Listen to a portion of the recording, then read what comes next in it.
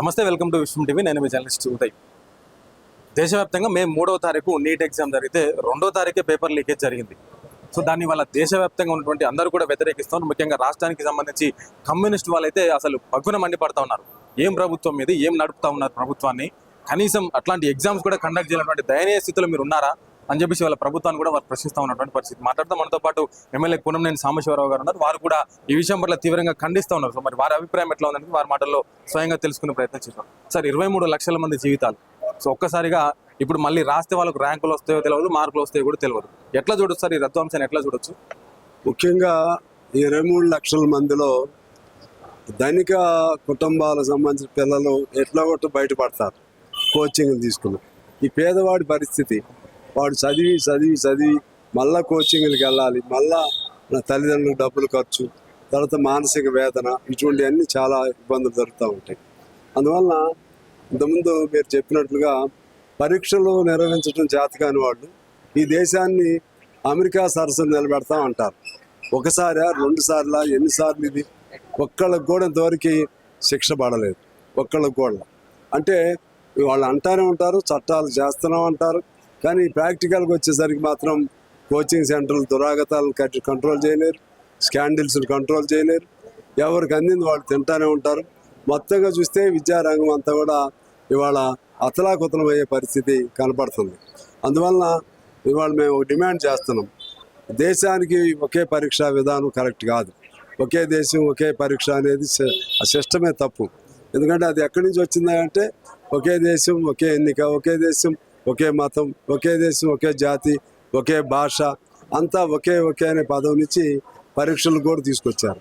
దీనివల్ల ఏమైందంటే ఎక్కడో చోట లీక్ అయితే ఇవాళ 23 లక్షల మంది పిల్లలు భవిష్యత్తు కూడా అగమ్యగోచరం అవటం జరుగుతూ ఉంది. అందువలన ఫెడరల్ వ్యవస్థలో ఉమ్మడి జాబితాలో విద్య ఉంది కాబట్టి ఖచ్చితంగా ఏ రాష్ట్రం ఆ రాష్ట్రం జరపాలి.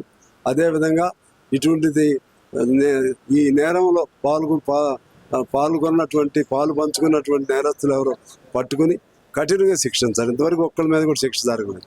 ఆ విధంగా రెండోసారి ఇటువంటి లీకేజీలు పాల్పడాలంటే అది వ్యవస్థ కానివ్వండి, లేకపోతే కాలేజీలు కానివ్వండి, లేకపోతే కోచింగ్ సెంటర్లు కానివ్వండి, లేకపోతే ప్రభుత్వ ఉన్నతాధికారులు కానీ ఎవరున్నా సరే వాళ్ళకి కఠిన శిక్షలు పడాలి. ఆ విధంగా ఈ దేశంలో ఉన్న విద్యా వ్యవస్థ బాగుపడుతుందని కోరుకుంటున్నాం. ఫైనల్ ఒకటే క్వశ్చన్ సార్, ఇక్కడ ఎన్టీఏ కూడా ఏం చెప్పిందంటే మీకు మళ్ళీ ఎగ్జామ్ పెడతాం, మేము రీఫండ్ ఇస్తాము, మళ్ళీ మీరు అప్లై చేసుకునే అవసరం లేదని చెప్పేసి ఇట్లాంటి ఉపదంపుడు ఉపన్యాసాల మాదిరిగా ఇస్తూ కనీసం ప్రభుత్వం దీని మీద బాధ్యత తీసుకోకుండా నేషనల్ ఎగ్జామ్ ఇది, సో ప్రధానమంత్రి కూడా మాట్లాడాల్సిన అవసరం ఎంతైనా ఉంది. సో అట్లా మాట్లాడకుండా ఇప్పుడు వాళ్ళు కనీసం ఇప్పుడు విద్యార్థులకు వెసులుబాటు కల్పించినట్టున్నారు. మళ్ళీ తను కోచింగ్ సెంటర్ పోవాలంటే కూడా డబ్బులు కడితేనే మళ్ళీ ఇప్పుడు కోచింగ్ సెంటర్ రానిస్తాడు.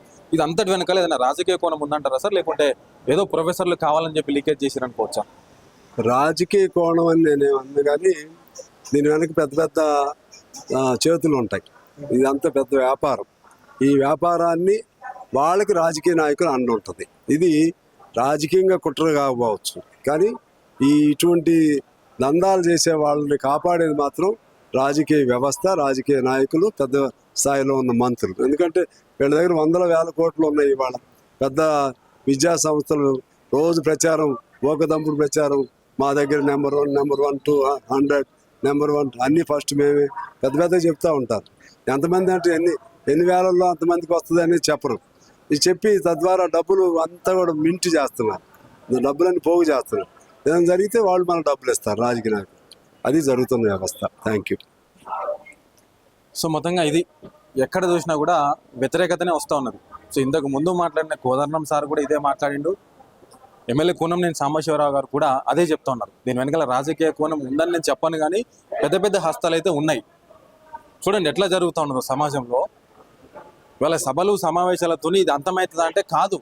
సో దీనికి మరి శాశ్వత పరిష్కారం ఏంటి? నీట్ ఎగ్జామ్ అంటే దేశీయ లెవెల్లో జరిగేటువంటి ఎగ్జామ్ అది. సో కోటి ఆశలతో ఎగ్జామ్స్ రాస్తూ ఉన్నారు పిల్లలందరూ కూడా. సో అయినా సరే దీని మీద ఎటు కూడా కొలిక్కి రానటువంటి అంశంగా ఉంది. సో వాళ్ళు కూడా ఏం చెప్తా ఉన్నారు అంటే గత కొద్ది రోజులు కూడా కమ్యూనిస్ట్ వాళ్ళందరూ కూడా ఏం చెప్తా ఉన్నారు అంటే, సో ఇదేదో నీట్ ఎగ్జామ్ ఏదైతే ఉందో రాష్ట్రాలకు అప్పగించండి. మీరు ఏ రాష్ట్రం ఆ రాష్ట్రంగా ఏర్పాటు చేసుకోవడానికి, ఏ రాష్ట్రం ఆ రాష్ట్రంగా ఎగ్జామ్స్ నిర్వహించుకోవడానికి మీరు అవకాశం కల్పించాలని చెప్పేసి వాళ్ళు కోరుతా ఉన్నారు. సో దాని మీద మీరు ఒకసారి ఆలోచన చేయండి. సో ఏ రాష్ట్రానికి ఆ రాష్ట్రం నీట్ ఎగ్జామ్ నిర్వహించుకుంటే బాగుంటుంది, ఏ రాష్ట్రానికి ఆ రాష్ట్రం IIT JEE ఎగ్జామ్స్ మెయిన్స్ నిర్వహించుకుంటే బాగుంటుంది అని చెప్పేసి వాళ్ళు డిమాండ్ చేస్తూ ఉన్నారు. సో దాని మీద ఆలోచించండి. అదేవిధంగా బాధ్యుల మీద కఠినమైనటువంటి చర్యలు తీసుకోవాలని చెప్పేసి వాళ్ళు డిమాండ్ చేస్తూ ఉన్నారు. సో కెమెరామెన్ రాకేష్తో ఉదయ్ విశ్వం టీవీ, సుందరయ్య విజ్ఞాన కేంద్రం.